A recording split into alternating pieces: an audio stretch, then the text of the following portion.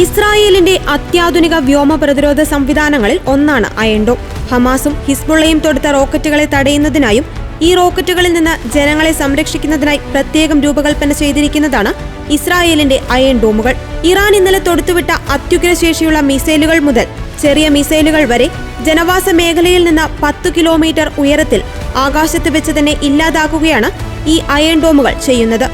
ഇന്നലെ നടന്ന ആക്രമണത്തിൽ ഇറാൻ 180ലധികം ബാലിസ്റ്റിക് മിസൈലുകൾ തൊടുത്തുവിട്ടതായാണ് വിവരം. ഇതേ തുടർന്ന് രാജ്യത്തുടനീളം സൈറണുകൾ മുഴങ്ങുകയും പൗരന്മാർ സുരക്ഷിത സ്ഥാനത്തേക്ക് മാറുകയും ചെയ്തു.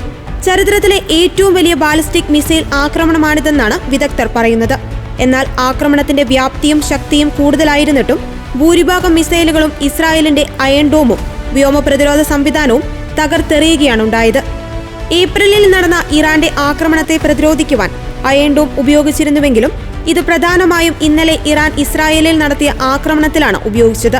അയൺ ഡോം, ഡേവിഡ് സ്ലിംഗ്, ആരോ 2-3 എന്നിവയാണ് ഇസ്രായേലിന്റെ പ്രധാന പ്രതിരോധ സംവിധാനങ്ങൾ. US, ഇസ്രായേൽ സംയുക്തമായി നിർമ്മിച്ച ഡേവിഡ് സ്ലിംഗ് അയൺ ഡോമുകൾ ഉപയോഗിക്കുന്നത് ഹ്രസ്വദൂര മിസൈലുകളിൽ തുടങ്ങി ദീർഘദൂര റോക്കറ്റുകളും ബാലിസ്റ്റിക് ക്രൂയിസ് മിസൈലുകളും തടയുവാനാണ്. ആരോ 3-നേക്കാൾ കൂടുതൽ എത്താൻ കഴിയുന്ന US പാട്രിയറ്റ് സംവിധാനങ്ങളും ഇസ്രായേലിനുണ്ട്. ഭൂമിയുടെ അന്തരീക്ഷത്തിനപ്പുറത്തേക്ക് എത്താൻ കഴിയുന്ന തരത്തിലാണ് ദീർഘദൂര സംവിധാനങ്ങൾ രൂപകൽപ്പന ചെയ്തിരിക്കുന്നത്. US പിന്തുണയോടെ റാഫേൽ അഡ്വാൻസ്ഡ് ഡിഫൻസ് സിസ്റ്റം വികസിപ്പിച്ചെടുത്തത് 2011-ലാണ്. അതിനുശേഷം ഹമാസും ഹിസ്ബുള്ളയും വിക്ഷേപിച്ച ആയിരക്കണക്കിന് മിസൈലുകളാണ് ഇസ്രായേലിന്റെ അയൺ ഡോം തടഞ്ഞത്. രാജ്യത്തുടനീളം 10 അയൺ ഡോമുകളാണ് സ്ഥാപിച്ചിട്ടുള്ളത്. 4 മുതൽ 70 കിലോമീറ്റർ വരെ ദൂരപരിധിയുള്ള റോക്കറ്റുകൾക്കെതിരെ നഗരത്തിനു ചുറ്റും ഇത് സംരക്ഷണം നൽകുന്നു.